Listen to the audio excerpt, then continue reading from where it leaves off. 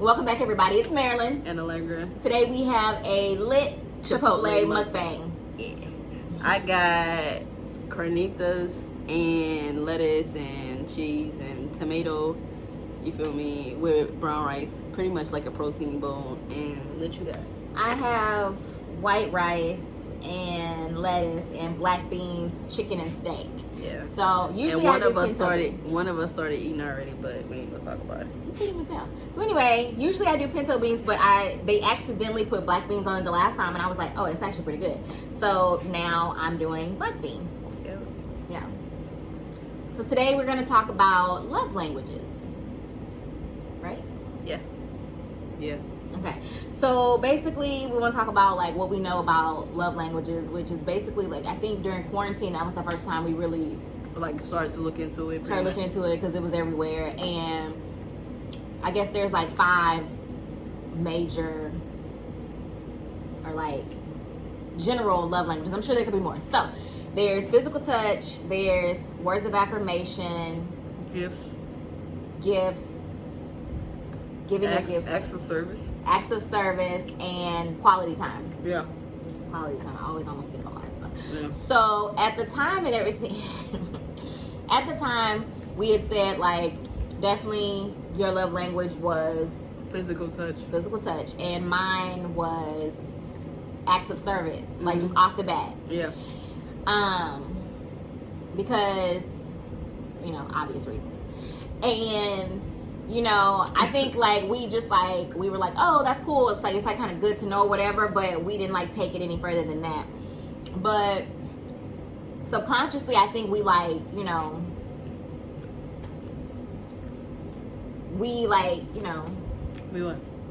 we basically like cater to each other using our knowledge of love languages. But it's like subconscious. Yeah, because it wasn't put into like a category or anything. It was just us loving each other, but we didn't think about like it being a love language. It was just something that we kind of like noticed about each other, noticed what each other like, and you know what I mean, went ahead with that. So but to find out that there were love languages, that was like I didn't know anything about that, but when I read it I was like, makes sense. Yeah, it made perfect sense, and I was like, that's interesting. And as soon as I read it, the first thing I said was hers was acts of service. As soon as I read it, I was like, yep, that's her all day. Because it's not like, but I feel like, I think initially I was kind of offended, but then I was like, okay, that's not, like, obviously it's not like I need people to do things for me. It's more of like, for me, when you do things for me, it really just, I don't know, like it. Yeah, because you're so used to doing everything for yourself. That's why. And like you don't need anybody, so like to have somebody there and to like feel like you can count on that person to pick up half of your slack, like for you, that's a good thing. So Exactly what she said. So sometimes your partner knows more about you than you really can verbalize. So yeah, that's one of the things obviously that I love about her. So yeah. Cool. And then physical touch is like obvious because I think Allegra really likes to keep physical contact. It's not necessarily like hand holding or possessiveness, but it's definitely more of like, I like that you're for me, basically, in her words. Are you talking about sex, or are you just talking about? No, I'm talking about just period, like the touches, the kisses, like the foreplay, not just sex, but of course that too. I think that for me, physical touch in the relationship with Marilyn is like my main love language, because she already mentally stimulates me. So for me, that's not something that I look for or need or whatever the case may be. So it's like, yeah, I go straight to physical touch because that's a given, like for us in our relationship, at least for me, like I don't have to say that, like our conversation already does that for me, you know what I mean? So definitely physical touch is number 1 for me. So do you think like your love language has changed since you've been with me? Like you think it was different with somebody else? Yeah. Like you don't feel like it's something that you just have as a person and like that's what you look for? You feel like it changes over time, or you feel like with different people your love language is gonna be different? I think it could. I think with different people your love language could be different. I mean, that's my opinion. past relationships, I wasn't affectionate, and like I didn't like need physical touch, and I didn't do those things. I told you that. But like in our relationship, like getting into a relationship with you, I'm so physically attracted to you that I just want to touch you all the time. And in other relationships, that wasn't the case necessarily. Like it wasn't like a you know what I mean, kind of thing. And I told you that. Like, but I feel like then your love language could have still been physical touch, but maybe you just weren't able to express it. And so maybe being with me just lets you actually bring it out of me. I mean, that could be it. And it lets you explore that option. I'll go with that. Well, yeah, I'll go with that. Yeah, pretty much. Yeah. Now, but I do think that love languages, you can get more, like you said, like you can have a primary love language, subsets, you know, or you just may, as you learn more about yourself, you definitely like you could change your love language. Yeah. Now I can express that. Right. Like openly, as open as I want to. You know, so yeah. Right. So, the other thing I think is really cool about just learning more about, you know, how people communicate and like how they see the world, which I think love language is a part of that, is like you start to realize ways where you can do better. I definitely think that recently we had a situation where, you know, I was forced to acknowledge that my love language is very different than hers on a more conscious level, because, you know, I show my love through, you know, doing things, acts of service, you know, gift giving, and you know, I felt like words of affirmation, but you know, it was different for her though. So she perceived it in a different way, as far as like she needed more verbal communication on how I felt about her, and it literally like it shocked me, and I was just like immediately offended, honestly. Yeah, immediately offended. Confused, but like offended, you know? She was super offended. Because she reacted that way, I still knew that I had to keep open communication. You know what I mean? Like no matter how much I wanted to like shut down and go into like this, you know, thing of not talking to her or whatever the case may be, because I was upset that she reacted the way that she did, I knew that I still had to keep that open communication, because she might have had questions. She might have wanted to know exactly what I meant, you know, and clearly she didn't understand where I was coming from. So no matter like through the process of her processing what I said, I had to be open to her questions. Right. And I think that's a part of communication that sometimes gets lost. People always say good communication, but you also have to understand that you can communicate and the reaction that you get is not going to be exactly what you want, but that doesn't mean you don't keep doing it, you know? And I had to see her point of view too, was like, okay, I'm coming to her when I normally would shut down and just maybe internalize what I'm feeling instead of coming to talk to you about it. And all you can see is that my face is just like, what are you like? What the fuck? Yeah, pretty much. You know? Yeah. So, you know, I think sometimes people expect things to be resolved very quickly. Her facial expression is, listen, off the wall. Yeah. Yeah. You can see everything on my face. Everything. So I think, you know, it definitely like, sometimes people expect resolutions right then and there, but it's like we had to like sit and kind of talk about it, but then like move away from the situation and then kind of talk about it again, move away from it, and then come to an even bigger like aha moment of like, you know, like I get your point, I get your point, and realize that we had secondary love languages too. Yeah. So mine is acts of service, but it's also words of affirmation. And then physical touch. And for Allegra, it's physical touch, words of affirmation, and then quality time. Right? Yeah. So for me, you know, I felt like I was given those verbal things, but I had to understand her perspective as well. And at the end of the day, it's like, okay, you may not understand it immediately because your perception is clouding that. But at the end of the day, it just means do better. And I think that's the point where I finally got to. Like when you get into a relationship, like you have to realize that you can't just go into every relationship the same way, and it's like you have to learn that person, and you learn how to love them, but then they change, so then the way that you love them has to change as well. Like that person's not gonna always be the same person that they were when you first met. Like for example, when her and I first met, we didn't have responsibilities together, like so acts of service probably wasn't her love language immediately, because I mean, she like, I don't need you to do anything for me, you know what I mean? But then like once she became vulnerable and, you know, her and I fell in love, then it's like, okay, now I don't need you, but I wouldn't mind, you know what I mean? And now it's just like, it could be something simple like showing up to her job unexpected just to see that smile on her face is like something that I like want to do every day. And it's not because she wants me or because she needs me to, it's just because like to get that reaction from her and to see how she feels about me is like it's amazing. So yeah. So I actually didn't tell you this, but I posted on one of the groups that I'm in on Facebook for advice. Oh, okay. And Allegra's a very private person. Yeah. Very, very private person. Yeah.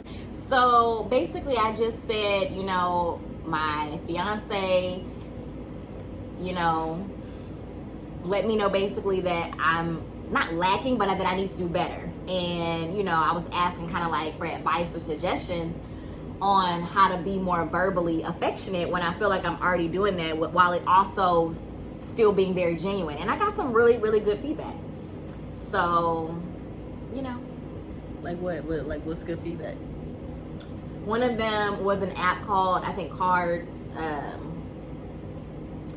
It's like Card something. We don't need to know the name. What did they say? Just creative, different things to do that you wouldn't normally think of, to like different questions to start probing a little bit deeper, basically. Mm-hmm. Like things that you might not immediately think of. And I was like, you know, we have pretty good conversations about everything, but why not? It could be something that could be really juicy, right? You know, and really get us to another level of understanding. Mm-hmm. Other ones were, you know, even just the validation of that there were other people out there like me. So I was like, you know, I'm a very logical person. So for me, I need to ask exactly what you mean by that. Like, what do you mean by that exactly? Like, how am I not doing this? Because when I did this, I thought I was doing. So I have to have it laid out for me. Right. And I even sympathize with Sheldon on The Big Bang Theory, because I was like, how after he got married to Amy, he was scheduling sex.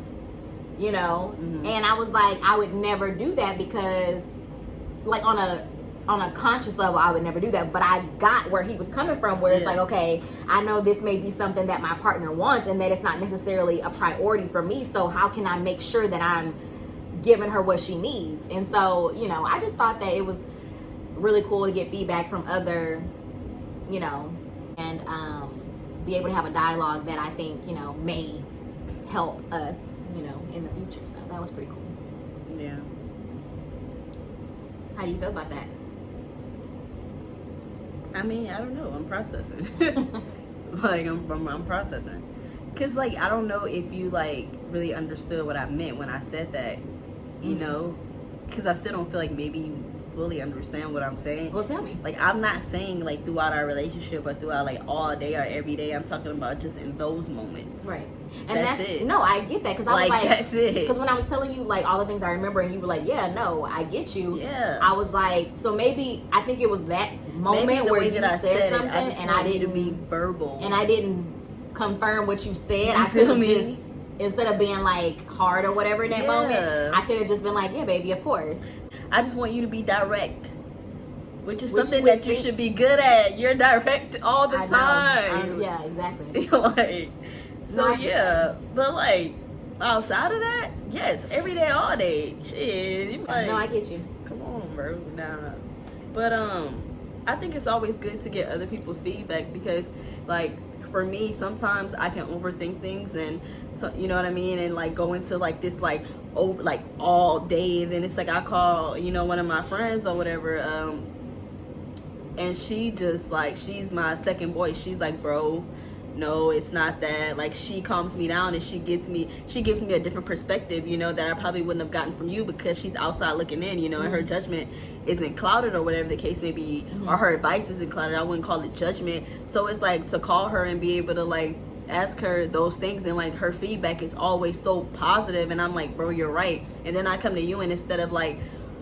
it coming from me the way that I think, I'm like, okay, Allegra, take a second back, think of it from a different perspective, like you and your bro talked about, and I come at her like this. And so when I come at you, I'm coming at you positive to try to figure out like exactly what you mean, or whatever the case may be, so I don't assume, or you know, whatever. So it's always good to get that, you know, that outside look. I just don't know if I would like the fact that it was somebody that we don't know. Mm-hmm. But I mean, other than that, Well, and YouTuber then we don't know. They don't know me, so what? I say YouTuber people we don't know. Yeah, but this is our people now, though. Like, it's like, comment, and subscribe. You feel me? This is family now. True. They're gonna know Gang, things. Like, yeah. So yeah. And you know, I was told the news with you guys as well. Like, could have prepared me a little bit. You know, just sprung it on me. But I mean, well, I didn't think you would be mad. I'm not mad about it at all. So that's why I was like, it'll be fine. Yeah, I'm not mad about it. I'm just a little shocked. That's it. But it's funny. One of the people were like, maybe you should show her this post, and that'll maybe get her to understand that like you really are trying. I'm like, I don't think it's that she don't think that. Yeah, because see, that's what I'm saying. That's what I said. Like, I when you do it. that, like, yeah, you really overthink. like. Boy, Like I went like from 8. I went like you from shot like, an okay. air ball. Yeah, I was like, oh my god. Like I really was like, that's why my face was like that, because I was like, you right there underneath the goal. Nobody's around you. You right there. It's a layup. You not. Come on, man. Like you supposed to know. Yeah. Like what's, bro? Yeah. Stop. Yeah. No. Shit. You know. 98%, bro. I just want us back to 100. It never go past that. Mm-hmm. Bro, you played. You was really like in your head. I like overthink shit. I mean, I be really like, in your head. But the fact that I came to you to talk to you about that and communicated that to you when it was kind of like a tough, you know, subject for me means that you weren't there. I would never like communicate that late in the game with you. You know what I mean? Like as soon as I felt it, I told you. Mm-hmm. Like it wasn't like days, weeks. No, it was like I feel this way. I want to communicate. Right. You know what I mean? Because I also, like you told me, need you to talk me off the ledge sometimes. Right. But then I talked you on to one when I never attempted to get on one. Yeah. Come on, man. You can't be showing them all our love and all that. Anyway, so This Chipotle is not as good as it was the last time, so that's why I pretty much copied off of her, right? She was like, yeah, I think black beans are healthier for you, and I was like, shoot, let me try it with black beans, right? Nah, I'm gonna stick to what I know next you don't time. like the black bean? Not with this. Maybe like with steak and chicken, but like with carnitas, no. Yeah. Yeah, and like pencil beans would have been a lot better. Yeah. It's unfortunate. Taking your advice. I didn't give you no advice. I told you that's what I was gonna do. You shouldn't have piggybacked. Anyway, I think that's all we wanted to say, right? On communication and love languages. I mean, we were talking about love languages, but communication goes in the same boat, if you ask me. Communication is all up and through everything. It's all up and through. Man. But yeah, that's all we had to say. You know, like, comment, subscribe to our YouTube channel. So, Yeah. See you next time. She's saying that shit. I do. See you next time. Okay. She later gators. That's that shit. She said cool beans. Okay, you know what? Okay. I'm just playing. See you guys later.